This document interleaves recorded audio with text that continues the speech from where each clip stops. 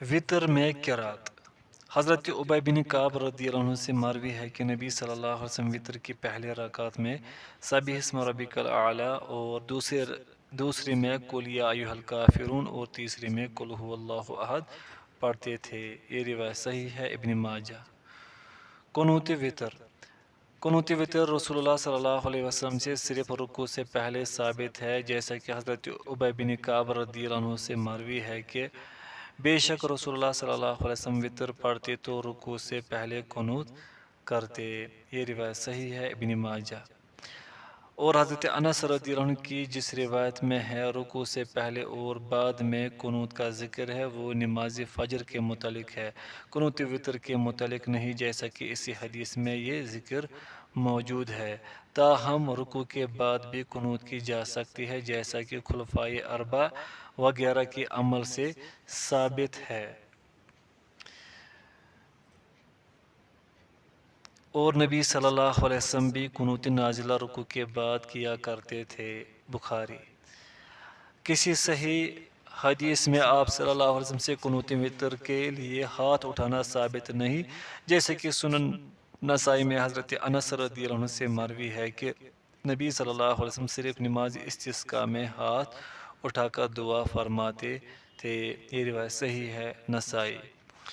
البتہ حضرت ابن مسعود رضی اللہ عنہ کے عمل سے ہاتھ اٹھانا ثابت ہے، جیسا کہ امام بخاری رحمۃ اللہ نے جز رفع الیدین میں ذکر فرمایا ہے۔ اس قنوت کے لیے تکبیر تحریمہ کے رفع الیدین کی طرح رفع الیدین کا ثبوت بھی مفقود ہے، البتہ احناف بعض غیر صریح آثار کی بنا پر اس رفع الیدین کی قائل ہیں۔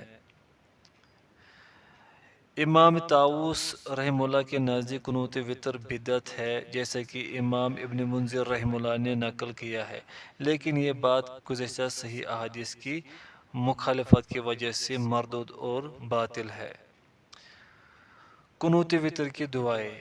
حضرت حسن بن علی رضی اللہ عنہ سے مروی ہے کہ رسول اللہ صلی اللہ علیہ وسلم نے مجھے کچھ کلمات سکھائے جنہیں میں قنوت وطر میں پڑھتا، وہ یہ ہے: اللہم اہدنی فی من ہدیت وعافنی فی من عافیت وتولنی فی من تولیت وبارک لی فی ما اعطیت وقنی شر ما قضیت فانک تقضی ولا یقضى علیک انہ لا یذل من والیت ولا یعز من عادیت تبارکت ربنا وتعالیت۔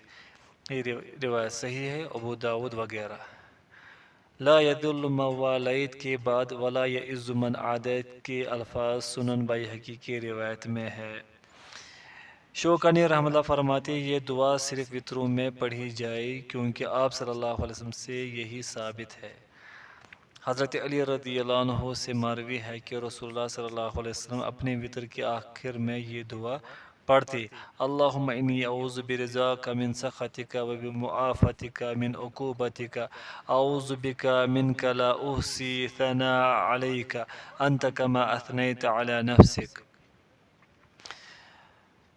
پہلے دعا تبارکت ربنا وتعالیت کے بعد وصلی اللہ علی النبی کے الفاظ ثابت نہیں ہے۔ ضعیف نسائی۔ ابن حجر رحمہ اللہ فرماتے جن روایت میں ان الفاظ کا اضافہ ہے وہ تمام منقطع ہیں، البتہ امام نووی رحمۃ اللہ نے کہا ہے کہ ان الفاظ کا اضافہ صحیح یا حسن سند کے ساتھ مروی ہے۔ نماز وطر سے فارغ ہونے کے بعد 3 مرتبہ سبحان الملک القدوس کہنا رسول اللہ صلی اللہ علیہ وسلم کی سنت ہے۔ صحیح سنن نسائی۔ وطر کے بعد نوافل۔ اگرچہ بعض روایت میں وطر کو رات کی آخری نماز قرار دیا گیا ہے، جیسا کہ حضرت ابن عمر رضی اللہ عنہما سے مروی ہے کہ رسول اللہ صلی اللہ علیہ وسلم نے فرمایا وطر کو اپنی رات کی آخری نماز بناؤ۔ بخاری و مسلم۔ لیکن در ذیل صحیح حدیث سے معلوم ہوتا ہے کہ یہ حکم محض استحباب کے لیے ہے، اور آپ صلی اللہ علیہ وسلم وطر کے بعد بھی 2 رکعت ادا فرما لیا کرتے تھے۔ حضرت ام سلمہ رضی اللہ عنہ سے مروی ہے کہ نبی صلی اللہ علیہ وسلم وطر کے بعد 2 رکعتیں پڑھا کرتے تھے۔ یہ روایت صحیح ہے ترمذی۔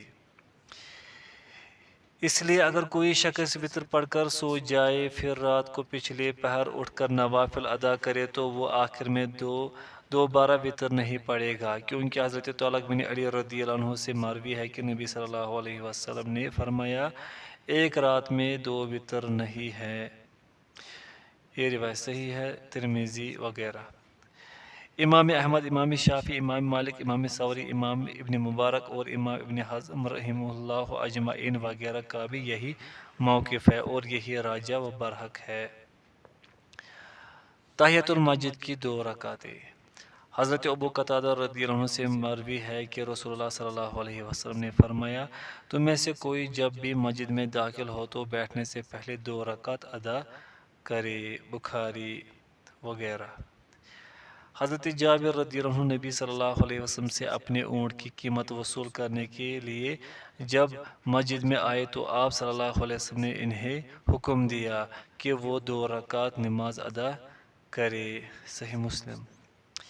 حضرت جابر رضی اللہ عنہ سے مروی ہے کہ نبی صلی اللہ علیہ وسلم نے دوران خطبہ حضرت سلیق غطفانی رضی اللہ عنہ کو حکم دیا جبکہ وہ 2 رکعت پڑھے بغیر بیٹھ گئے کہ وہ 2 رکعت نماز ادا کرے، بخاری و مسلم۔ اس کے حکم میں علماء کا اختلاف ہے۔ اہل ظاہر امام ابن بطال رحمہ اللہ نے اس سے وجوب نقل کیا ہے۔ جمہور کہتے ہیں تحیۃ المسجد کا حکم استحباب کے لیے ہے۔ امیر صنعانی رحمہ اللہ فرماتے ہیں زیادہ ظاہر وجوب ہی ہے۔ شوکانی رحمہ اللہ فرماتے اس مسئلہ پر بحث کے بعد فرماتے ہیں کہ گزشتہ شواہد سے آپ کو یہی معلوم ہوگا کہ اہل ظاہر کا قول یعنی وجوب زیادہ ظاہر ہے۔ راجہ ہمارے علم کے مطابق تحیۃ المسجد واجب نہیں بلکہ سنت موقدہ و مستحب عمل ہے، واللہ اعلم۔ جن علماء کا یہ موقف ہے وہ مندرجہ ذیل دلائل پیش نظر رکھتے ہیں۔ نبی صلی اللہ علیہ وسلم نے حضرت ضمام بن ثعلبہ رضی اللہ عنہ کو فرض نمازوں کی تعداد 5 بتلائی تو انہوں نے عرض کیا کیا ان نمازوں کے علاوہ بھی مجھ پر کوئی فرض ہے؟ تو آپ صلی اللہ علیہ وسلم نے فرمایا نہیں مگر یہ کہ تم خوشی سے کوئی نماز پڑھو، بخاری۔ ایک روایت میں ہے کہ رسول اللہ صلی اللہ علیہ وسلم کے صحابہ مسجد میں داخل ہوتے پھر نکلتے، وہ کوئی نماز یعنی تحیۃ المسجد وغیرہ نہیں پڑھتے تھے، ابن ابی شیبہ۔ حضرت کعب بن مالک رضی اللہ عنہ جب غزوہ تبوک میں پیچھے رہ گئے، اس حدیث میں ہے کہ حضرت کعب رضی اللہ عنہ سے نبی صلی اللہ علیہ وسلم نے کہا یہاں آؤ، پس میں آیا حتیٰ کہ آپ صلی اللہ علیہ وسلم کے سامنے یعنی مسجد میں بیٹھ گیا، پھر آپ صلی اللہ علیہ وسلم نے فرمایا کھڑے ہو کر چلے جاؤ حتیٰ کہ اللہ تعالیٰ تمہارے متعلق فیصلہ فرما دے۔ حضرت کعب رضی اللہ عنہ کہتے ہیں کہ میں کھڑا ہوا اور چلا گیا، بخاری۔ اسی روایت میں ہے کہ نبی صلی اللہ علیہ وسلم نے حضرت کعب رضی اللہ عنہ کو اس وقت بلایا تھا کہ جب آپ صلی اللہ علیہ وسلم مسجد میں تھے۔ رسول اللہ صلی اللہ علیہ وسلم سے تواتر کے ساتھ منقول ہے کہ آپ صلی اللہ علیہ وسلم جمعہ کے روز مسجد میں داخل ہوتے، ممبر پر بیٹھ جاتے اور خطبے سے فارغ ہو جانے سے پہلے کوئی نماز نہ پڑھتے۔ بروز جمعہ گردنیں پھلانگنے والے شخص سے آپ صلی اللہ علیہ وسلم نے کہا تم بیٹھ جاؤ، یقیناً تم نے تکلیف پہنچائی ہے، یہ روایت صحیح ہے، ابو داؤد وغیرہ۔ ابن حجر رحمۃ اللہ فرماتے ہیں یہ فتویٰ دینے والے ائمہ کا اتفاق ہے کہ اس یعنی گزشتہ حدیث میں حکم استحباب کے لیے ہے۔ ابن حزم رحمۃ اللہ فرماتے ہیں یہ رکعتیں واجب نہیں ہے۔ نووی رحمۃ اللہ فرماتے ہیں اسی پر مسلمان کا اجماع ہے یعنی عدم وجوب پر۔ ابن قدامہ رحمۃ اللہ فرماتے ہیں مسجد میں بیٹھنے سے پہلے یہ رکعتیں پڑھنا مسنون ہے۔ اگر کوئی بھول کر یہ دعائیں پڑھے بغیر بیٹھ جائے تو جب یاد آئے وہ دوبارہ کھڑا ہو کر یہ رکعتیں ادا کرے اور پھر بیٹھے، جیسا کہ آپ صلی اللہ علیہ وسلم نے دوران خطبہ ایک شخص کو حکم دیا کھڑے ہو جاؤ اور 2 رکعت نماز ادا کرو، اسی طرح جب حضرت ابو ذر رضی اللہ عنہ مسجد میں داخل ہو کر بیٹھ گئے تو نبی صلی اللہ علیہ وسلم نے پوچھا کیا تم نے 2 رکعتیں ادا کی ہے؟ انہوں نے کہا نہیں، تو آپ صلی اللہ علیہ وسلم نے فرمایا کھڑے ہو جاؤ اور یہ 2 رکعتیں ادا کرو۔ فتح الباری۔ اگر جماعت کھڑی ہو اور کوئی مسجد میں آئے تو اسے باجماعت نماز ادا کر لینی چاہیے، تحیۃ المسجد پڑھنے کی ضرورت نہیں، اسے یہی کفایت کر جائے گا۔ جیسے کہ ایک روایت میں یہ بھی ہے کہ جب نماز کے لیے اقامت کہہ دی جائے تو صرف فرض نماز ہی قبول ہوتی ہے۔ صحیح مسلم۔ ممنوع اوقات میں تحیۃ المسجد کا حکم۔ بظاہر یہی معلوم ہوتا ہے کہ یہ رکعتیں ممنوع اوقات میں بھی پڑھی جا سکتی ہے، جیسے کہ شافعیہ اسی کے قائل ہے۔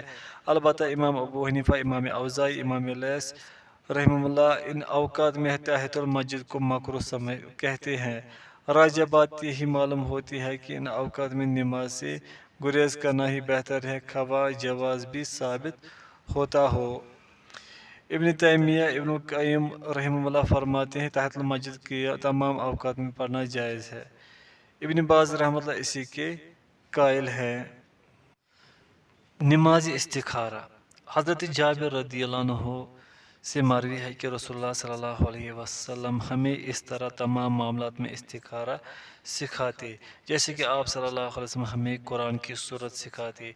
آپ صلی اللہ علیہ وسلم فرماتے تم میں سے کوئی جب کسی کام کا ارادہ کرے تو فرائض کے علاوہ 2 رکعتیں پڑھے، پھر کہے اللہم انی استخیرک بعلمک واستقدرک بقدرتک واسألک من فضلک العظیم فإنک تقدر ولا اقدر وتعلم ولا اعلم وانت علام الغیوب اللہم ان كنت تعلم ان هذا الامر خیر لی فی دینی ومعاشی وعاقبت امری فاقدره لی ویسره لی ثم بارک لی فی وان كنت تعلم ان هذا الامر شر لی فی دینی ومعاشی وعاقبت امری فاصرفه عنی واصرفنی عنہ وقدر لی الخیر حیث کان ثم ارزقنی بہ۔ بخاری وغیرہ۔ شوکانی رحمہ اللہ فرماتے نماز استخارہ اور اس کے بعد کی دعا کی مشروعیت میں کوئی اختلاف میرے علم میں نہیں۔ نووی رحمہ اللہ فرماتے جب کوئی شخص استخارہ کرے تو اس کے بعد اس کام کو اپنا لے جس پر اسے انشراح صدر ہو جائے۔ اگر ایسا کچھ محسوس نہ ہو تو جو کام انسان کے لیے آسان ہوتا جائے اسے اختیار کرے۔ عبد الرحمن مبارک پوری رحمہ اللہ فرماتے اس حدیث میں جو نماز استخارہ ہے اس کے بعد مسنون دعا کی استحباب کا ذکر ہے، وہ صرف ان معاملات میں ہے جن میں انسان کو دنیاوی معاملات میں سے کسی معاملے کے لیے درست راہ معلوم نہ ہو رہی ہو۔ علاوہ ازیں جو معروف نیکیاں ہیں مثلاً عبادات اور دیگر معروف اعمال ان میں استخارے کی کوئی ضرورت نہیں۔ تحفۃ الاحوذی۔